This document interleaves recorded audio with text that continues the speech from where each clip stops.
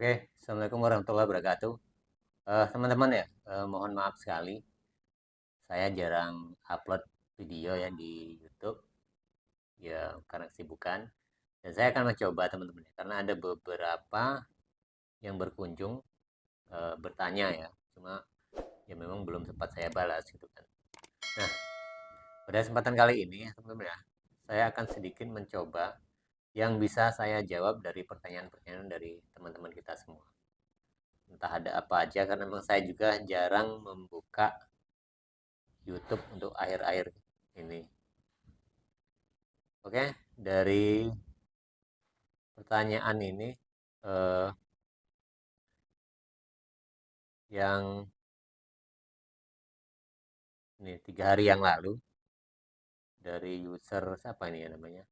Ini pertanyaannya adalah ini kamera agak gelap teman-teman ya, karena pas suasana sore mendung kurang pencahayaan di sini. Saya lanjut, ada pertanyaan dari user Vivi siapa ini sekian sekian sekian gitu ya. Bang, kenapa ya pas potongan akhir-akhir pasti kelet adonannya seperti itu. Oh, jadi ini mengenai potongan pada saat kita itu menggoreng ya, atau pas ngesap. eh, jadi memang sering sekali terjadi ya, termasuk saya sendiri. Pas di potongan terakhir ketika kita memotong-potong itu pada adonan daging ya teman-teman ya, itu lengket ya, atau bahasanya di sini kelet adonannya. Nah, ada beberapa faktor teman-teman ya. Eh, yang pertama, kalau dari segi adonan, karena kalau di potongan terakhir adonan itu sudah maksimal ngembangnya teman-teman, jadi sudah lebih maksimal ngembang, sehingga tekanan pada adonan sendiri itu kan sudah semakin mencair ya.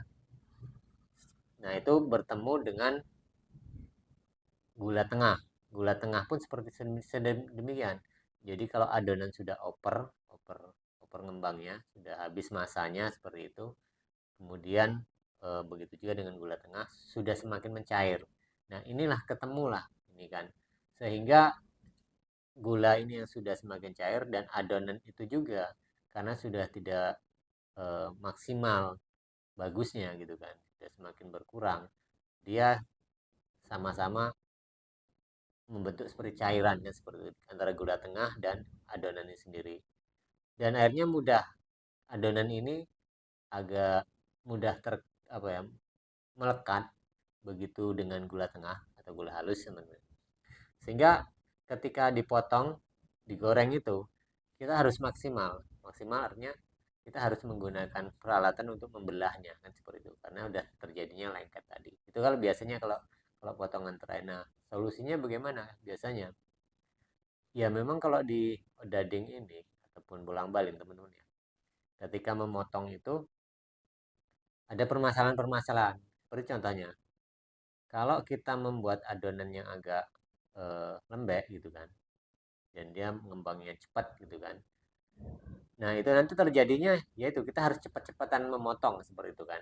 Sehingga nanti pas di potongan terakhir itu tidak terkena dampak over ya, artinya berlebihan untuk ngembangnya. Makanya kita kadang cepet-cepetan gorengan seperti itu. Itu salah satunya.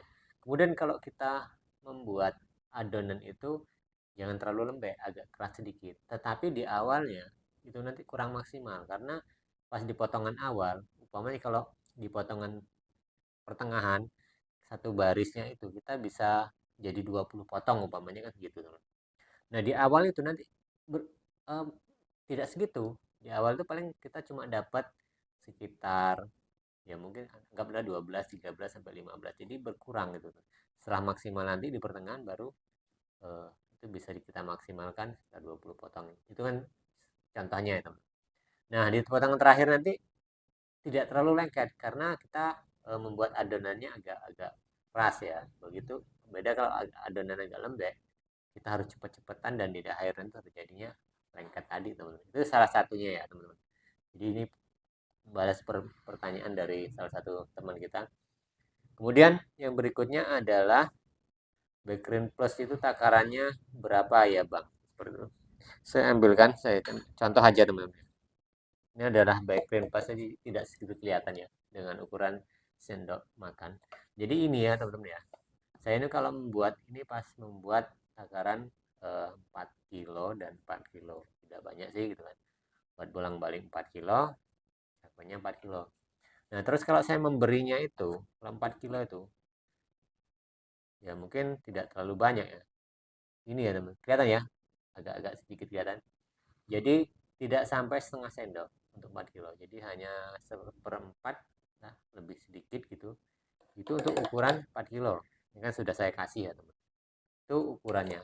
Nah, dampak dan positifnya memakai background plus ataupun brief import ya, apa bahasa Inggrisnya saya kurang paham ya.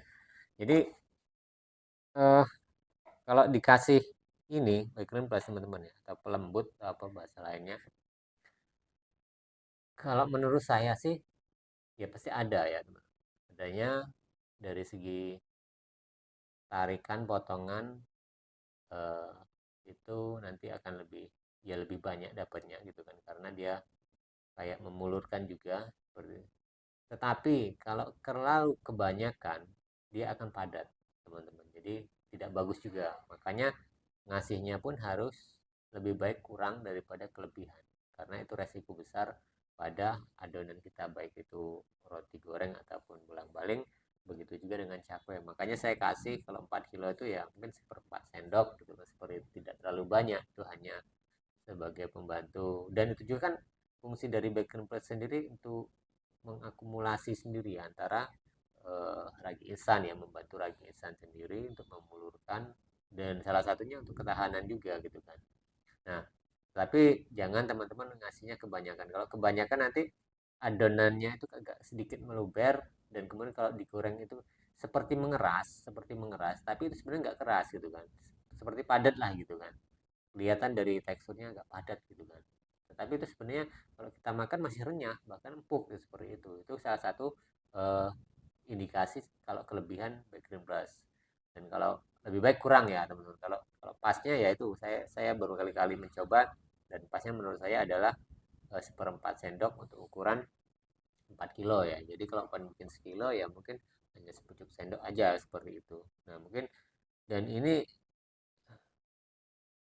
ada lagi pertanyaan 2 hari lalu Mas mau tanya, misalkan dari Bang Ijo Abang 3701, nggak tahu akunnya ya, karena ini saya membaca di kolom komentar dashboard YouTube, apa namanya ya, studio YouTube saya gitu.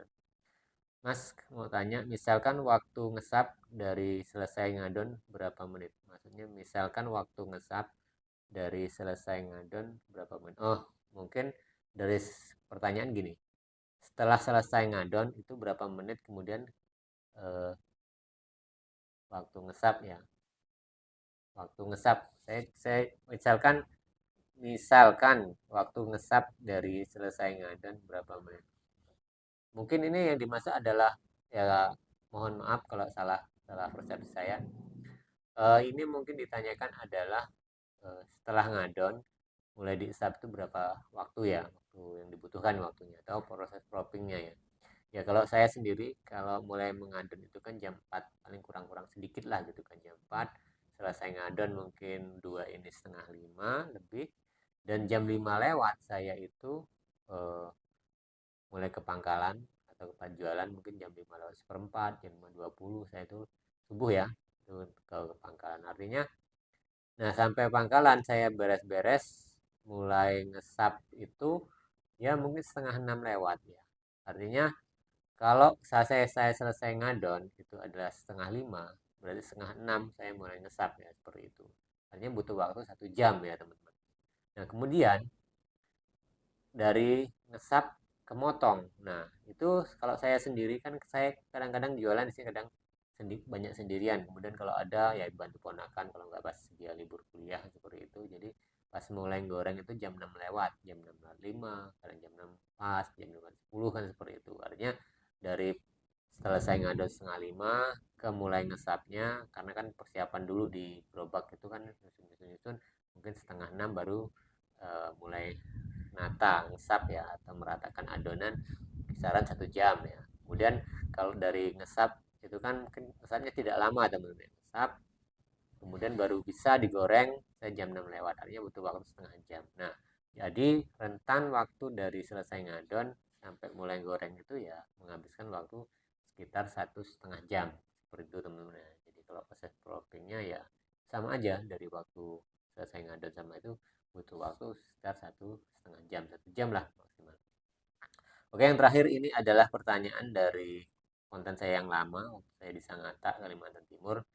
Ini menanyakan, Bang, kalau Bang user siapa ini EX7MB siapa, karena tidak baca profilnya, saya hanya baca di komen-komen di studio ya teman-teman. Bang, kalau jualan nasgor gimana Bang? Saya berencana mau ke sana. Apakah udah banyak yang jualan nasi gorengnya, nasgor ya? Nah, di Kalimantan sendiri, berhubung saya sekarang kan tidak di Kalimantan. Usaha kita masih di Kalimantan, cuma yang mengelola kan adik saya, seperti itu. Dan saya di Bandar Lampung.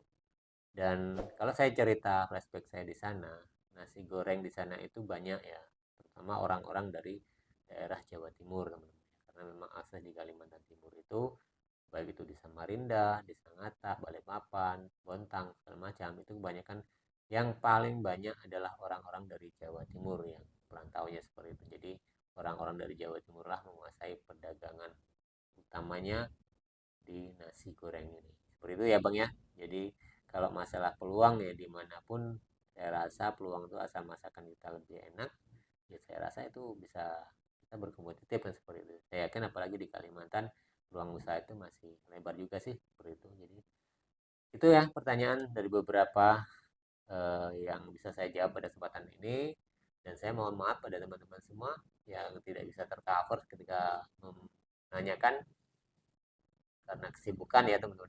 Jadi sekali lagi mohon maaf. Terima kasih buat teman-teman semua yang selalu menyupport channel saya, dan kita berjumpa lagi di video dan tayangan berikutnya.